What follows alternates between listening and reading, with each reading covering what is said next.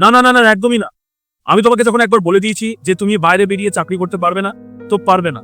বারবার বলে কিন্তু আমার মাথাটা তুমি খারাপ করো না। তাহলে আমি এত পড়াশোনা করলাম কেন অভি? শুধুমাত্র ঘরের এই রান্না বান্না এইসব কাজকর্ম করার জন্য? তার থেকে তো ভালো ছিল যদি পড়াশোনাই না করতাম। ওই সব আমি কিচ্ছু জানি না।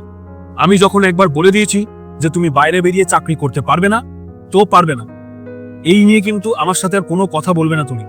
আর যদি এরপরে বলো, তাহলে আমার থেকে খারাপ কেউ হবে না।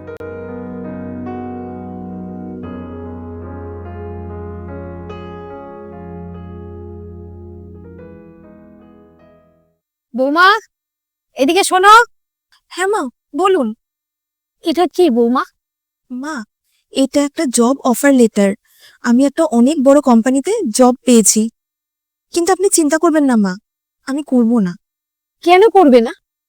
কারণ আপনার ছেলে না করেছে মা। ও বলেছে আমাদের ঘরে এসব চলে না। এইসব ঠিক করার ওকে? এখনো এই বাড়িতে বড়রা বেঁচে আছে। তুমি চাকরির জন্য তৈরি হও। তোমার যা কিছু লাগবে আমাকে বলবে।